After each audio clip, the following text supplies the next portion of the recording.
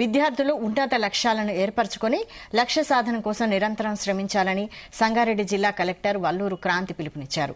సంగారెడ్డి జిల్లా ఇస్నాపూర్లోని సాంఘిక సంక్షేమ బాలికల గురుకుల పాఠశాలలో కలెక్టర్, అదనపు కలెక్టర్ మాధురితో కలిసి రాత్రి బస చేశారు.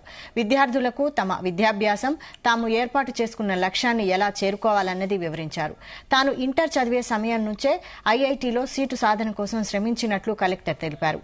విద్యార్థి దశలో కష్టపడి చదివితే అనుకున్న లక్ష్యాలను సులువుగా చేరుకోవచ్చని దిశానిర్దేశం చేశారు. కళాశాలలో రైజ్లింగ్ అకాడమీ ఏర్పాటు చేశామని, మంచి శిక్షణ పొంది రాష్ట్ర, జాతీయ స్థాయిలో రాణించాలని సూచించారు.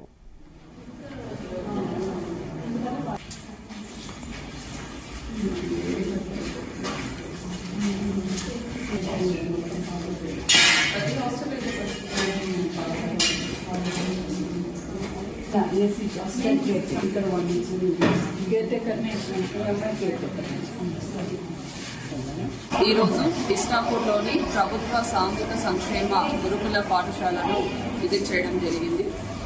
నేను పిల్లలతో ఇంటరాక్ట్ అయ్యి వాళ్ళ చదువుల గురించి, హాస్టల్లో ఉన్న వస్తువుల గురించి, భోజనం గురించి తెలుసుకోవడం జరిగింది.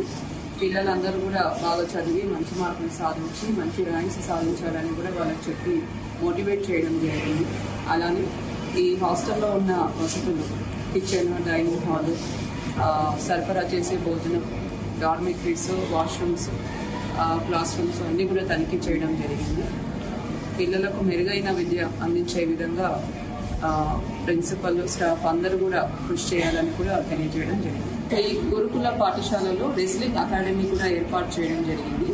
ఈ రెజ్లింగ్ అకాడమీలో వివిధ గురుకులాల్లో ఉన్న బెస్ట్ రెసిడెంట్ స్టూడెంట్స్ అందరూ కూడా ఇక్కడ వచ్చి శిక్షణ పొందడం జరుగుతుంది. ఇక్కడ శిక్షణ పొందిన వాళ్ళలో చాలా మందికి రాష్ట్ర మరియు జాతీయ స్థాయిలో కూడా మెడల్స్ అన్నది రావడం జరిగింది. ఇంకా కూడా కృషి చేసి వారు అంతర్జాతీయ స్థాయిలో కూడా మంచి మెడల్స్ సాధించే విధంగా